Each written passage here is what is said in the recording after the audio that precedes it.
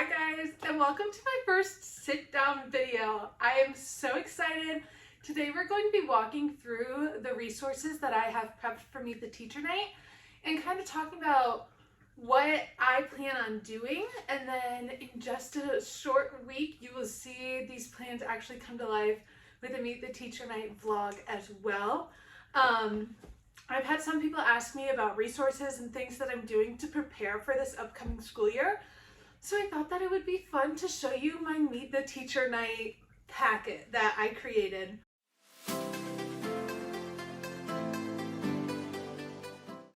So I am going to start with reading you the Meet the Teacher letter that gets sent out a couple weeks before the meet and greet. And it gets sent with class schedules and like my contact information to parents, and also a reminder about our school's meet and greet, school schedule, that kind of stuff. So I have one for both the 5th and the 4th grade. The 5th grade, I kind of blocked out the important area that I teach in, so you don't get to see that.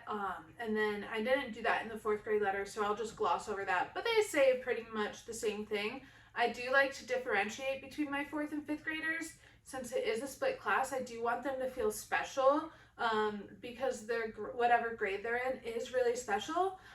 So I do differentiate the letters a little bit, but nothing crazy. Welcome to the 5th grade. I hope you are as excited for your last year of elementary school as I am for you. I want to thank you for allowing me to be your child's teacher this year. We are going to have a wonderful time learning and growing. I cannot wait to be the mentor that helps your student become a better friend, an avid reader, a writer, a mathematician, a scientist, and so much more. I was born and raised in Manistee, Michigan, but have resided in the blank area for the last 2 years. I graduated from Michigan Technological University in the winter of 2022 with a bachelor's degree in English and Communications. Using my credentials learned in university, I then went on to become elementary education certified through the state of Michigan. So yes, I did go through alternative certification, and I take my certification test the beginning of October. I'm almost done with my coursework, so that's really exciting. Some of my favorite things include reading, photography, crocheting, and playing with my cats. I'm eager to work alongside you this upcoming school year and look forward to meeting with you during our school names meet and greet in just a couple of weeks. Our class will utilize Class Dojo regularly for communications as well as email when needed. Please make sure to download the Class Dojo app to your phone to ensure notifications pop up promptly. I will share our class code at our meet and greet to make sure we are all set up and ready to go for the first day of school. See you soon, Miss Raymond. And then this is a picture that I took with my 5th graders on our Mackinac Island field trip last year. All right, and then here is our school supply list. This also gets sent with the Meet the Teacher letter, but I will also have it at the meet and greet just in case people didn't see it, any of that, so they know what they need to bring for the first day of school. So what my class will need is 3 one-subject notebooks, math, science, social studies, 1 composition notebook, it'll be our reading and writing notebook, 6 folders, homework, reading, writing, math, science, and social studies, 1 pencil box or zippered pencil packet, 1 large package of colored pencils, highlighters, 1 pair of adult-sized scissors, very important, package of pencils, wooden or mechanical is fine, I really don't care, and it's kept in your pencil box or pouch, a package of glue sticks, and then 1 black Sharpie. And then this will get sent to both my 5th graders and my 4th graders, and I just change the grade up at the top. This is kind of now the forms that they're not going to see before, and it's going to be on their desk at Meet the Teacher. And this is my student information sheet, so this is printed off in a very bright color, and I keep them in my students' file folders, and if something happens, I have all this information ready to go. I can quickly call parent 1 or parent 2 and discuss behaviors that happen, or I make copies of these and keep them in my subfolders. I keep them in my emergency binder that I'm grabbing if there's an emergency as we're heading out the door, so I know the important things. I don't really care if their favorite subject is math. I need to know, are they allergic to peanuts? That kind of thing. So that's all here. I ask for their name, if they like to prefer to go by a different name, parents' names, their mailing address, because we do letters to our senior selves, and you'd be surprised on how many kids don't know their address. So I have their parents give it to me, so when they say, I don't know my address, I can look at this. The parent email addresses, cell phones, work phones, the best way to contact them. Do they want to be contacted by text or email or phone call? And then that's all there. So health information and then emergency contacts, all very important.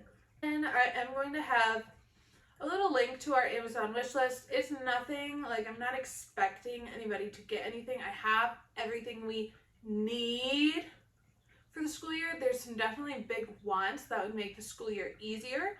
But right now we have everything that we need to learn. So I'm just going to have those there. Sometimes parents want to support, and that's a good way to do it. And then this will obviously be a half sheet of paper. I'll cut it in half.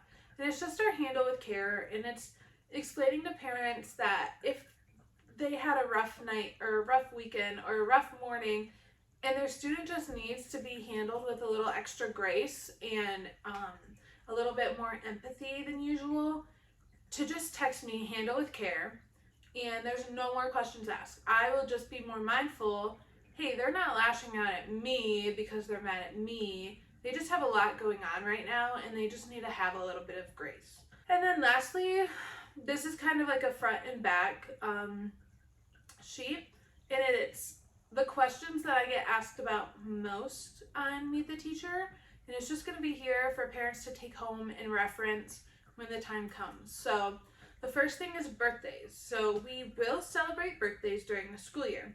If your child has a summer birthday, then we will celebrate on their half birthday. If you would like to send treats, please ensure that you send enough for everyone to enjoy a treat. And then food allergy disclaimer. If your student has a food allergy, please make sure that you provide Ms. Raymond with treats that are safe for them to eat during birthday celebrations. Although it would be nice for all treats to be allergy friendly, we can't guarantee anything. And this is because I know that I have a student coming up this year that is allergic to everything. And she knows it, we know it, her parents know it, but it's a little tricky because she likes to think that she can have treats and things, and I just don't want to risk that at all. So instead of asking parents to send in allergy-friendly treats, I'm asking the parents with food allergy students to provide treats, whether that's a candy bar or sucker. Like, it doesn't have to be a cupcake, but something so they can eat with their friends and enjoy the birthday parties as well. And that would be on them, and I make it very clear.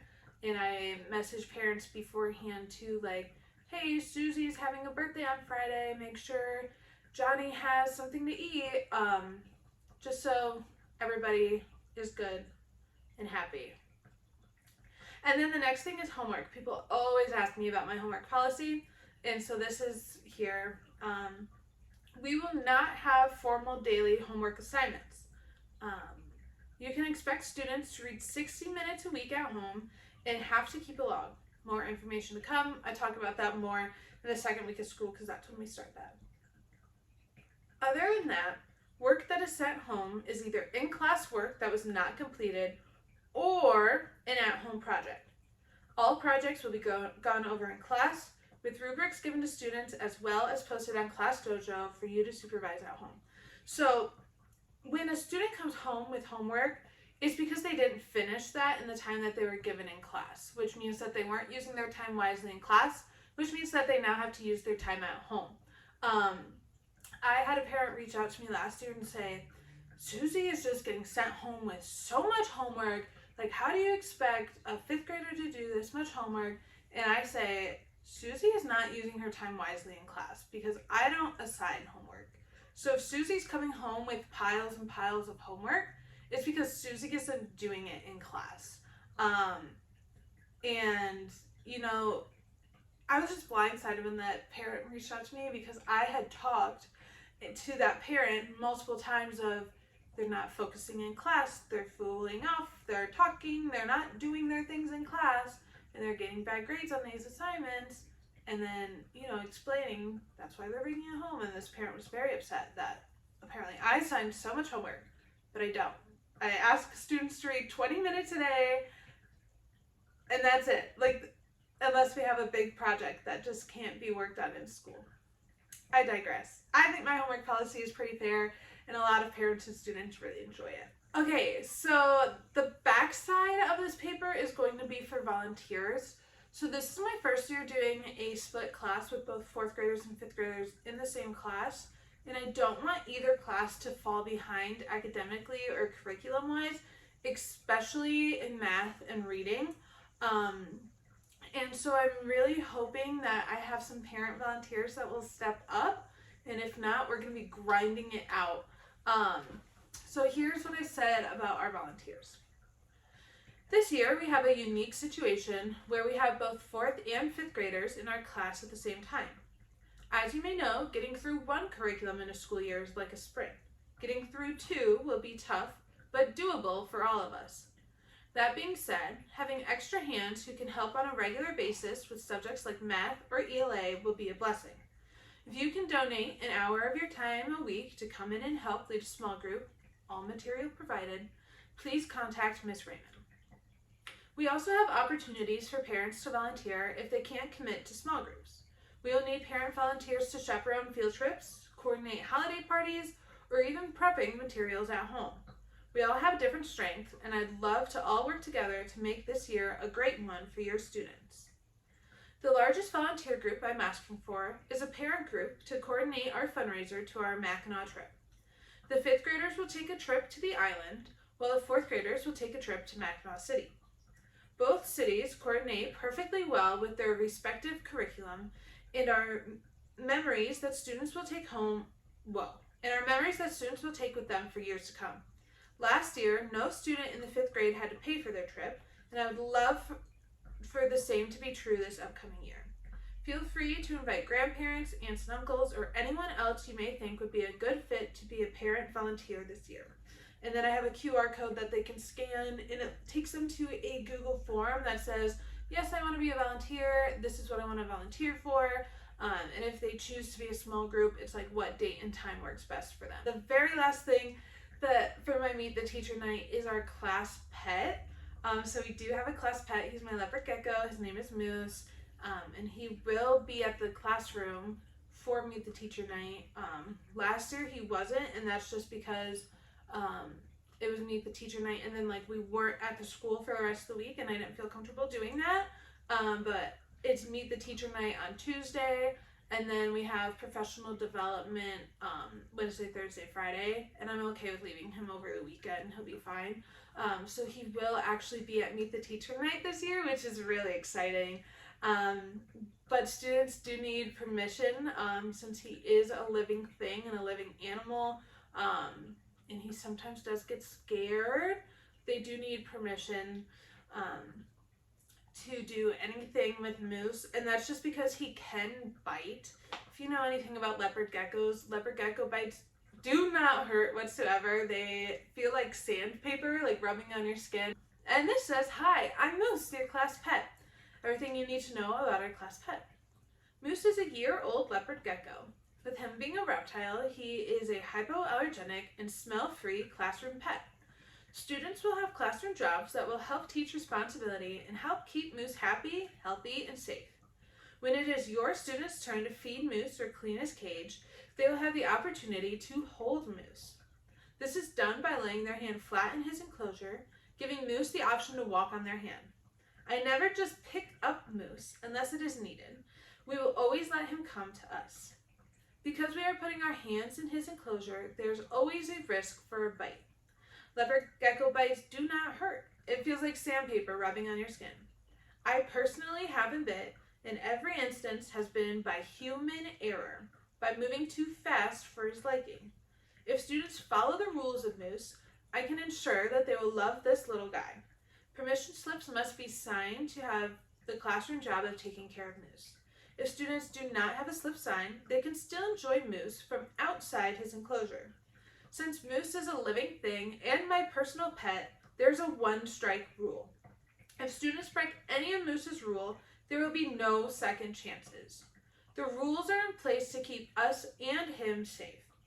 This is under no other jurisdiction than my own. If your student loses privileges to Moose, you will receive either an email or a phone call. This is not up for debate. It is to keep you aware of situations.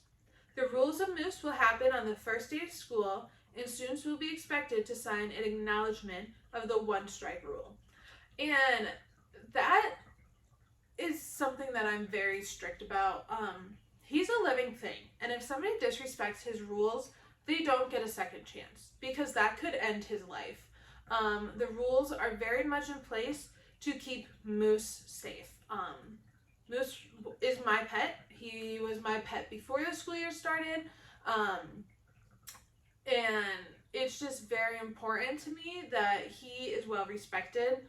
And I make parents aware. It's a one-strike rule, and most parents are okay with that. They understand that. And sometimes, kids will get privileges taken away, and then once they show me that they can be responsible and respectful, they get those privileges back. It's not the case with Moose. I understand that people grow and there's responsibility, but if you've shown me once that you can't respect a living thing, I can't trust you to do that. And I will email and I will give parents a phone call and I will say, hey, they lost their privileges, Moose. This is what we talked about in class. I'd love if you had a conversation with them at home about it. And that's it. It's not going to be like, oh, well, he had a bad day. Can you please? No. And I make that very clear from the very beginning. I make it clear with parents on Meet the Teacher Night. I make it clear with students on the first day of school. There is no second chances when it comes to Moose. And that's just because I don't want anything bad happening to him. And then at the bottom here is the permission slip they need to sign and fill out. Acknowledging right here. So they do have permission or they do not have permission. And then acknowledging my student has a one-strike rule when it comes to the rules of Moose. If they break the rules, they will not be allowed to handle Moose in the future. I know they will go over the rules on the first day of school and they will bring home a paper to sign themselves. And then I need a parent signature acknowledging that is a one-strike rule, that I'm not going to argue with Miss Raymond when my student loses their privileges. And I made all these resources myself. It probably took me like an hour, and that's just because I had to write everything and kind of format it how I liked it, but it was super easy, and I think that is going to make Meet the Teacher Night like a smooth transition. And yeah, it's really nice. Thank you guys so much for watching my Meet the Teacher materials video. I cannot wait to bring you along with me on actual Meet the Teacher Night. It's going to be so much fun and I'm so excited to meet all my students this year. If you liked the video, make sure to give it a big thumbs up. It just shows me that you kind of like these sit-down videos as well. If you want to see more day-to-day content, make sure to follow me on Instagram. Now that the school year is wrapping up, I am posting a little bit closer to daily content, and then once school starts, we'll be there every day on the Instagram. So follow me there. And if you would like to donate to my classroom wish list, the link is always in the description box down below. Bye, guys!